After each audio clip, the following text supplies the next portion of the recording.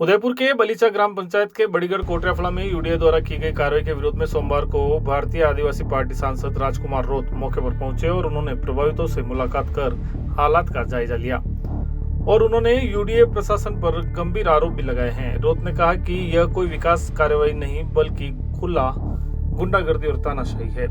UDA ने बिना notice दिए गरीबों के मकान तोड़ दिए जिससे कई परिवार बेघर हो गए। उन्होंने कहा कि यूडीए का मतलब विस्तार करना होता है, न कि लोगों के आशियाने उजाड़ना। सांसद ने कहा कि यह पूरा मामला भाजपा के आपसी खिंचातान का परिणाम है जिसकी मार गरीब जनता पर पड़ रही है। उनका कहना था कि जिन लोगों की मेहनत की कमाई से बने घर तोड़े गए उनकी भरपाई की जाए और इस कार्रवाई में शामिल यूडीए अधिकारियों और भाजपा नेताओं के खिलाफ मामला दर्ज किया जाए। रोत ने प्रशासन से मांग की कि प्रभावित परिवारों को मुआवजा दिया जाए और इस तरह की मनमानी कार्रवाई दोबारा न हो। इसको यूडीए की कार्रवाई नहीं कही, इसको यूडीए की तानाशाही कहना मतलब ठीक उचित रहेगा, क्योंकि जिस तरह से गुंडागर्दी और तानाशाही की यूडीए ने, यूडीए का अर्थ क्या होता है? डेवलप करना, मतलब गरीबों को जो मकान बने हुए उनको गिरा के, उनके आशियाने उजाड़ के, उनकी जिंदगी बर्बाद करके किस बात के यूडीए का विस्तार वही ग्राम पंचायत थी और शेड्यूल एरिया में है। शेड्यूल एरिया में पहली बात तो यह है कि यूडीए नगर पालिका नगर परिषद असंवैधानिक है, उसकी लड़ाई हम लोग लड़ रहे हैं। बिना मेसा कानून अनुच्छेद 243 जेड-सी में स्पष्ट कर रखा है कि शेड्यूल एरिया के अंदर नगर पालिका नगर परिषद असंवैधानिक है। अगर उनको लागू इम्प्लीमेंट करना है तो मेसा कानून आना अनिवार्य है। मेसा कानून सेंट्रल गवर्नमेंट ने ड्राफ्टिंग कर रखा है लेकिन बिल पास नहीं किया है। ये जो जिस तरह से कैसे कर रहे हैं, ये कह रहे जनता को कह रहे, इन लोगों को कह रहे कि अतिक्रमण करके बैठे हैं गलत तरीके से। ये नहीं, यूडीए गलत तरीके से बैठा हुआ इस आदिवासी इलाके के अंदर। आज जिस तरीके से महिलाओं की पीड़ा सुन रहे, जिन्होंने घरों में बर्तन साफ करके झाड़ू लगा के खून पसीने की कमा के मकान बनाया है, सुबह गए शाम को आके देखा मकान गायब है, बच्चे गए वापस आके देख रहे मकान गायब है। इन लोगों पे क्या गुजरी होगी? कम से कम पहले उनको नोटिस देना था। अगर कुछ गलत भी था तो नोटिस देते, इनकी हेयरिंग होती, कोर्ट तय करता। लेकिन जिस तरीके से तानाशाही गुंडागर्दी यूडीए ने, और ये सारे नेताओं के इशारों पे हुआ है, भूमाफियाओं के इशारों पे हुआ है, और ये कहा जा रहा है कि भाजपा की अंदरूनी लड़ाई का दुष्परिणाम है। सुनने में आया है कि भजनलाल जी आए, मुख्यमंत्री जी, और पता नहीं किस पे प्रेशर किया और दूसरे दिन गिरा दिए। तो सारा का सारा ब्लेम राजस्थान के मुख्यमंत्री जी पे जा रहा है। इन गरीबों के जो मकान उजड़े हैं वो सारा का श्रेय, क्योंकि पहले दिन आए दूसरे दिन गिरा रहे। किसका प्रेशर आया? इतनी बड़ी कार्रवाई होती है राजस्थान के अंदर, 70-72 मकान जो कंप्लीट बने हुए हैं, जिनका आशियाना है, जो परिवार रह रहे हैं, उनको एक साथ गिरा दिया जाता है बिना नोटिस के। सरकार ने टंकी बना रखी है, जल जीवन मिशन के तहत उनके घर में कनेक्शन है, शौचालय बनाए गवर्नमेंट ने, और वही दावा कर रही है विद्युत कनेक्शन दिया है, जल कनेक्शन दिया है, विद्युत कनेक्शन दिया है, और कह रहे हैं कि अतिक्रमण है। अगर अवैध थे तो आपने जल कनेक्शन कैसे दिया? आपने लाइट बिल कैसे दिया? जनता लाइट बिल तो भर रही है, तब तो अच्छा लग रहा है कि जनता पैसा दे रही है। तो जिस तरह से गुंडागर्दी की है, ये अमानवीय कृत्य कहीं न कहीं निंदनीय है, और इसके भारत आदिवासी पार्टी हमारी तरफ से हम स्पष्ट करना चाहते हैं। राजनीति करने के लिए हमारे पास बहुत एरिया है। राजकुमार जी, 500 रुपए के स्टाम्प पर एग्रीमेंट करके यहाँ पर जो है इनको जो प्लॉट दिए गए हैं, लेकिन यहाँ की जनता एग्रीमेंट दबाकर बैठ गई। वो एग्रीमेंट सामने नहीं लेके आ रही है कि किनको इन्होंने एग्रीमेंट किससे करा था।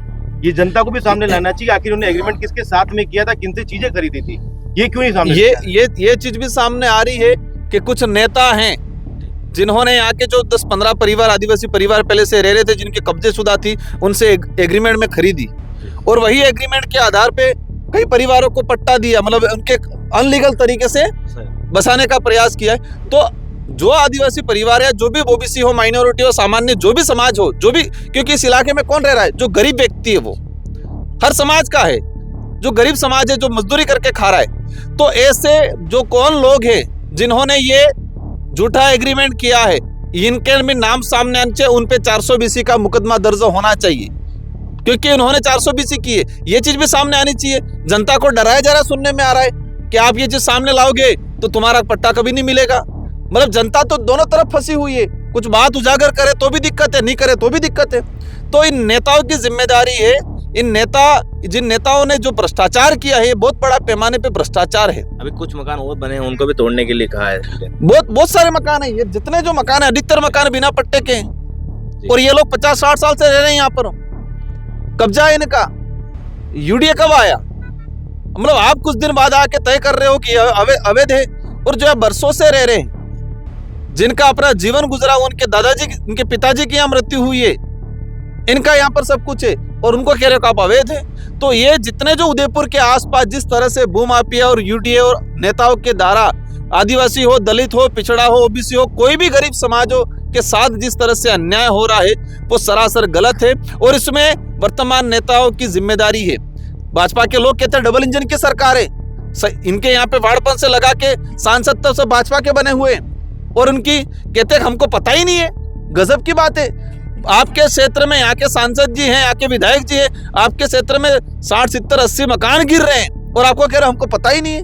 मतलब ये मूर्ख बनाने का तरीका है। हमारा तो यही चीज है कि आपने जो कार्रवाई की है वो गलत की है, उसको आप स्वीकारें, और जनता की मांग है कि जिसका जो कब्जा था उसको पट्टा मिले, जिसका मकान बना हुआ था, जो लोन लेके बनाया है, ब्याज पे लेके बनाया है, जेवरात गिरवी रख के बनाए हैं, इन मकानों को, इन लोगों को जो गिराया मकान, उसका जो राशि बनती है वो राशि उनको मिले, परिवार को। ये हमारी मूल, और जिन्होंने अधिकारियों ने जो किया है अवैधानिक, उन पे मुकदमा दर्ज हो, और जिन नेताओं ने गलत तरीके से पट्टे भी बांटे उन पे भी 420 का मुकदमा दर्ज हो। भारत आदिवासी पार्टी किस तरह से इन पीड़ित परिवारों के साथ खड़े रहेंगे? हाँ बिल्कुल रहेंगे। आज मेरा निर्वाचन क्षेत्र नहीं है, फिर भी मैं इन लोगों के लिए आया हूँ। तो हम लोग तो जहां पर भी अन्याय होता है, अत्याचार होता है, वहां जाके साथ खड़े रहते हैं। सर एक कोई अद्दा चुनाव के अंदर में जो है बीजेपी पार्टी की नजर नहीं आ रही। कल की जो वोटिंग है जिस तरीके से, लेकिन पहले था कि नरेश मीणा को समर्थन दिया जाएगा, लेकिन अब वो चीज कहीं नजर नहीं है। हमने स्पष्ट कर रखा है अंता चुनाव को लेके कि वहां पर हमारा न कैंडिडेट उतरा है, और हमारी ओर से किसी भी पार्टी को कोई समर्थन नहीं है। वहां की जनता तय करेगी किसके साथ जाना है, किसके साथ नहीं जाना है। वासियों, आज हम आ गए हैं साई सोफा आर्ट में। यहाँ आपको अपने घर को खूबसूरत बनाने के लिए सारा फर्नीचर एक ही जगह मिल जाएगा, जैसे कि L corner sofa, dressing table, bed, अलमीरा, ऑफिस टेबल, मंदिर, डाइनिंग टेबल और पार्टिकल फर्नीचर की शानदार वैरायटीज अवेलेबल है। घर में फर्नीचर लाने या लगवाने से पहले काफी डाउट्स और कंफ्यूजन कॉमन है। कौन सी लकड़ी या प्लाईवुड होनी चाहिए, या इंटरनेट पे पसंद की हुई डिजाइन जैसा सेम फर्नीचर बन पाएगा या नहीं।